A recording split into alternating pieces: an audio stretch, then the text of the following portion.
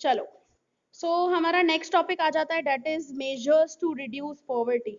अभी इतने सारे आप लोग कॉजेस पढ़ के आए कि भाई एक जड़ तो नहीं है गरीबी होने की हमारे देश में।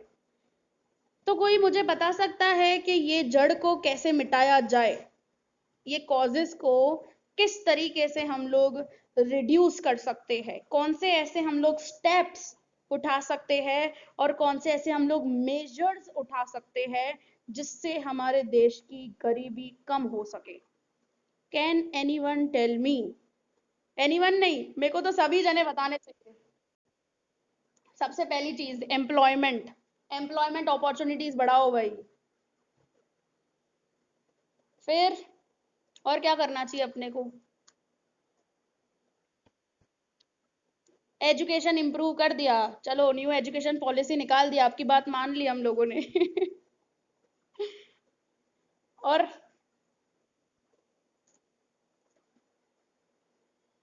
और कोई रीजन, सॉरी रीजन नहीं, और कोई स्टेप? मुझे तो दो ही मिल रहे हैं अभी तक खाली। मुझे तो लगा दरादर बताते जाओगे आप लोग। अभी अभी आप देखते हुए आए हो। हाँ हाँ, बोलो बोलो। Tell me. एग्रीकल्चर सेक्टर में इंपॉर्टेंस लेकर आना, ओके। एग्रीकल्चर सेक्टर में इन्वेस्टमेंट्स करना, प्रोडक्टिविटी बढ़ाना, ओके फाइन। और क्या करना चाहिए?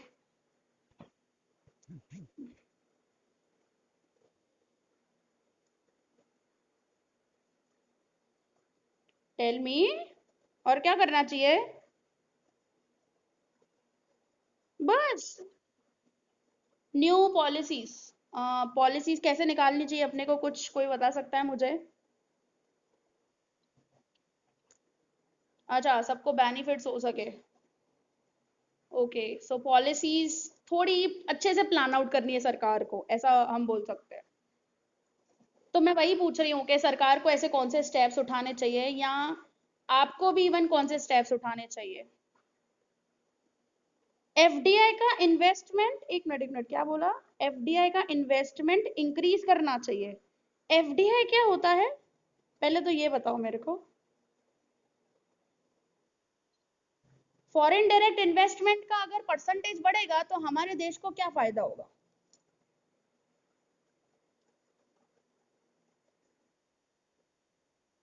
हाँ। ओहो, इकोनॉमिक ग्रो होगी। ग्रो होगी मतलब प्रोडक्शन बढ़ेगा, ऐसा हम बोल सकते हैं। देश की नेशनल इनकम इंक्रीज होने की संभावना है, प्रोबेबिलिटी है। ओके। और कंपटीशन जबरदस्त बढ़ेगा, ताकि इंडियन इंडस्ट्रीज को भी फेस करना पड़े उसके रिलेटेड, ओके। बट यहाँ पर हम लोग गरीबी हटाने के लिए बात कर रहे हैं, तो बिग एंड हैवी इंडस्ट्रीज और ये जो फॉरेन डायरेक्ट इन्वेस्टमेंट्स वगैरह होंगे, यस आई नो कि इकोनॉमिक ग्रोथ होगा, उससे इंडस्ट्रियलाइजेशन प्रमोट होगा, कंपटीशन हमारे देश में बढ़ेगा, लेकिन गरीबी कैसे हटेगी, मैं ये पूछ रही हूँ।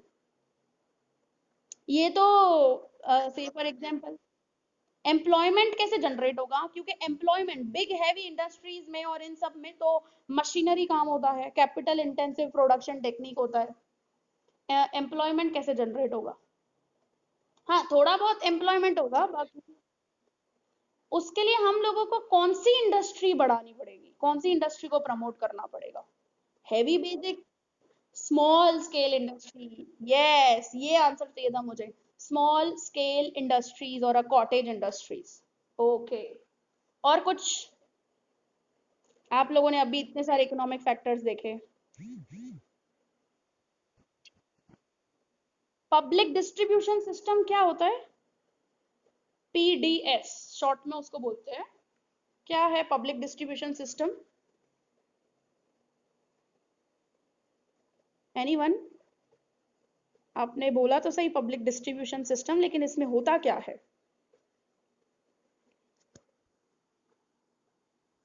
किसी को पता है? देश से गरीबी हटानी है, गरीबी अपने को।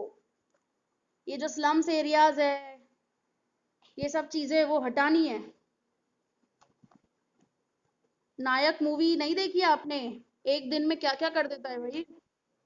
क्या बोल रहे हो? अच्छे वेजेस मिले, ओके, फाइन। अवेयरनेस किसके रिलेटेड?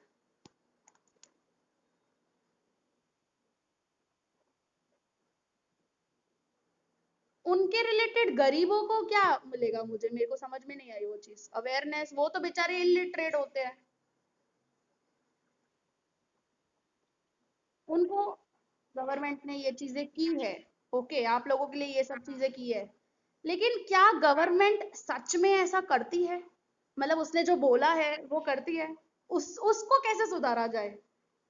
जो अंदर, से फॉर एग्जाम्पल आप जो बोलते हो कि करप्शन है, ये सारी चीजें हैं, वो सब चीजें भी तो हटानी पड़ेगी ना। मिनिस्टर्स जो पैसा खा लेते हैं बीच में, उससे एक्चुअल लोगों तक पहुंच नहीं पाता है पैसा, जिनको पहुंचाना है हम लोगों को। जो स्कीम्स, तभी तो बोल रहे हैं, पॉवर्टी रिलेटेड स्कीम्स बनाई थी, ऐसे नहीं है नहीं बनाई है, लेकिन उससे कुछ हुआ नहीं। क्यों नहीं हुआ? क्योंकि आए दिन सरकार चेंज होती रहती थी।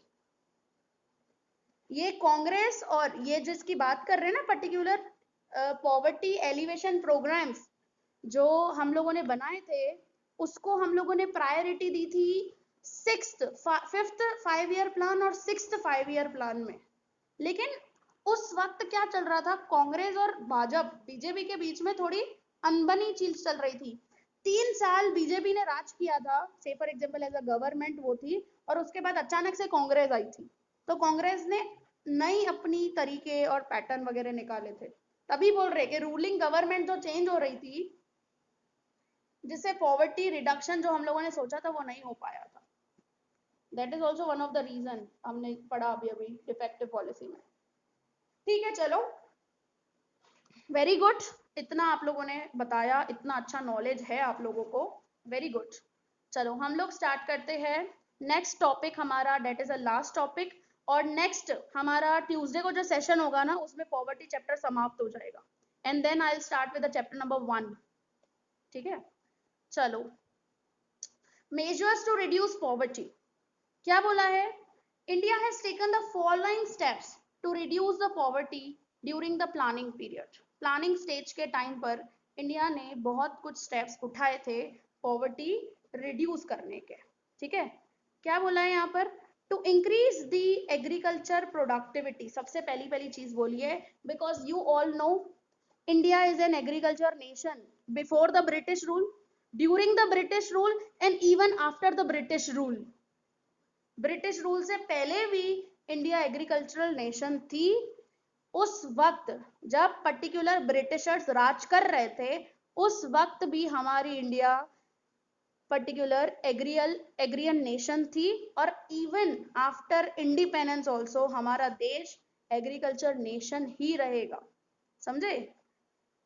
लेकिन प्रायोरिटी उस पर्टिकुलर सेक्टर रिलेटेड इतने नहीं लिए गए हैं, पॉलिसी स्टेप्स वगैरह नहीं लिए गए हैं, जिसकी वजह से आप लोगों को एग्रीकल्चर सेक्टर में डिपेंडेंसी बहुत ज्यादा दिखता है, कि बहुत ज्यादा पॉपुलेशन वहां पर है, रूरल एरियाज क्योंकि हमारे इंडिया में ज्यादा है, विलेज एरियाज वगैरह, प्लस दूसरे साइड जो हमारा एग्रीकल्चर सेक्टर है उसमें इन्वेस्टमेंट्स नहीं है। समझे क्या बोल रहे हैं यहाँ पर? उसमें इन्वेस्टमेंट्स नहीं है, जिसकी वजह से लो प्रोडक्टिविटी है देश के अंदर। क्योंकि इन्वेस्टमेंट्स क्यों नहीं है? क्योंकि फार्मर को जो जमीन है या तो वो रेंट पे मिली हुई है, तभी वो इन्वेस्टमेंट नहीं कर रहा है, और जमींदारों को भी कोई इंटरेस्ट नहीं है इन्वेस्टमेंट करने के लिए। अभी अभी हम लोग रीजन में देखकर आए थे वो चीज, यस और no? Okay. So in India, one of the basic reasons of the poverty is a low productivity in agriculture. With increase in agriculture productivity and income of the agricultural labor, poverty can be reduced. अगर हम लोग productivity को बढ़ा दें, productivity कैसे बढ़ेगी agriculture sector में? 5 चीजों की वजह से। वो 5 रीजंस कौन बता सकता है? कोई मुझे बोल सकता है क्या कौन से 5 चीजें हो सकती है जिससे एग्रीकल्चर प्रोडक्शन बढ़ सकता है? कोई बता सकता है? क्या बोल रहे हो?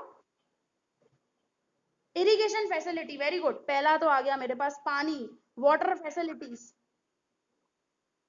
हाइब्रिड सीड्स, शाबाश, हाइब्रिड सीड्स, जिसको हम लोग हाई यील्डिंग वेराइटी सीड्स भी बोलते हैं, जिससे प्रोडक्शन बहुत जबरदस्त होता है। Okay, very good. तीसरी चीज, थर्ड वन, यस, बहुत, आप बहुत नियर बाय में हो, आपने दो चीजें तो बता दी मुझे। Yes, very good, fertilisers, fertilisers अपने को यूज करने हैं, very good, very good. Plus, very good, new agriculture और टेक्निक्स अपने को अपनानी है, या मॉडर्न मशीनरीज, ट्रैक्टर्स, थ्रेशर्स, ऐसी सारी टूल, ये सारे अपने को यूज करना है, जिससे क्या होगा, एग्रीकल्चर प्रोडक्शन, क्या होगा, एग्रीकल्चर प्रोडक्शन इंक्रीज होगा।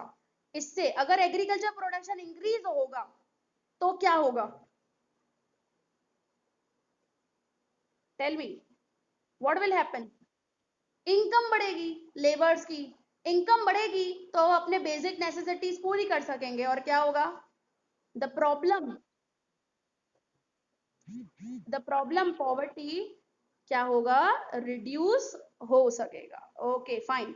देखो, ये दो लाइन तो आप लोगों ने बताई दी। Regarding this, through public programs, देखो पब्लिक प्रोग्राम्स भी बनाने पड़ेंगे, फार्मर्स को भी अपग्रेडेड टेक्नोलॉजी अपने को प्रोवाइड करनी चाहिए, गवर्नमेंट वगैरह को, और उसको अगर टेक्नोलॉजी सीधे तरीके से प्रोवाइड नहीं करते हो तो लोन दो, ताकि वो ट्रैक्टर्स और ये सारी चीजें खरीद सके।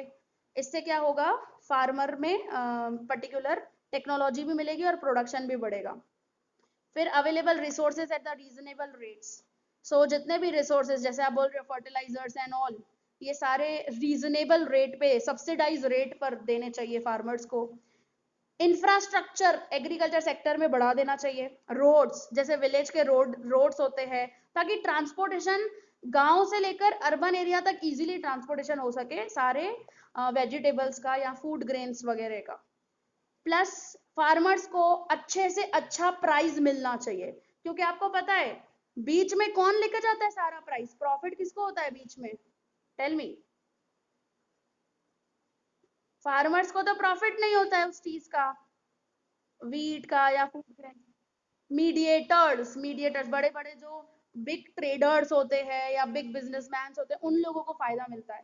और प्लस मार्केट को रेगुलेटेड मार्केट बनाना चाहिए, मतलब गवर्नमेंट उसको रेगुलेट करे, उसको देखे कि कहीं पे कुछ गलत तो नहीं हो रहा है, समझे? सो आप लोगों ने बीच में अभी किसी ने मुझे बोला था नाबार्ड, वर्ड यूज किया था, that is a national, short form में लिख देती हूँ, नाबार्ड, ठीक है? सो इसका फुल फॉर्म है national bank for agriculture and rural development, national bank for agriculture and rural development. ये बैंक पर्टिकुलरली एस्टैब्लिश की गई है, आपको पता है?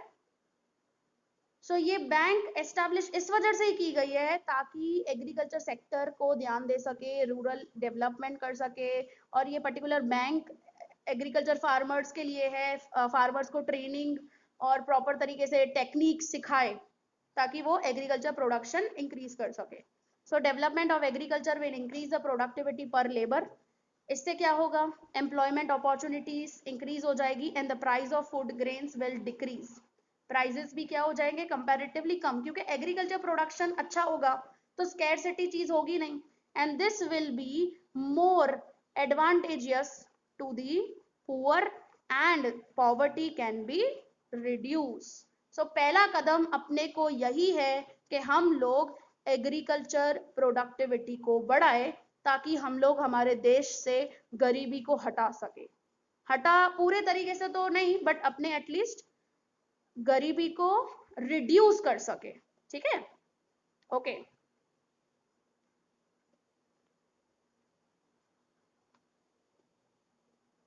नेक्स्ट आ जाता है, that is development of a small scale industry. आप लोगों ने वही बताया मुझे, development of small scale industries. ये फटाफट अपने देख लेते हैं और देन फिर हम लोग बाकी का नेक्स्ट लेक्चर में पढ़ेंगे। अगर हम लोग डेवलपमेंट करेंगे स्मॉल स्केल इंडस्ट्रीज को फायदे क्या क्या हो सकते हैं? एनीवन? फायदे क्या क्या हो सकते हैं? एम्प्लॉयमेंट ज्यादा मिलेगा, प्लस स्मॉल स्केल इंडस्ट्री में प्रोडक्शन भी जबरदस्त का होता है। ट्रू और फॉल्स? यस। हाँ ट्रू ट्रू। हाँ नया वर्ड लेकर आए अपने, यस नो से बोर हो गए थे थोड़ा, अभी ट्रू और फॉल्स। फिर अगर हम लोग small scale and cottage industries को और ज्यादा डेवलप करेंगे तो एम्प्लॉयमेंट आपने बताई, इनकम बढ़ेगी, देश का भी कल्याण होने वाला है, देश का भी नेशनल इनकम बढ़ेगा भाई। इससे क्या होगा? Poverty, per capita income increase होगी, सिंपल। तो पर कैपिटा इंक्रीज होगी, स्टैंडर्ड ऑफ लिविंग बढ़ेगा, लोग अच्छी फैसिलिटीज को एंजॉय कर सकेंगे और पॉवर्टी से बाहर निकल सकेंगे, और हमारे देश से जो पॉवर्टी है वो लार्ज स्केल तक हम लोग रिड्यूस कर सकते हैं। ठीक है, और ये स्मॉल स्केल इंडस्ट्रीज कहाँ होनी चाहिए?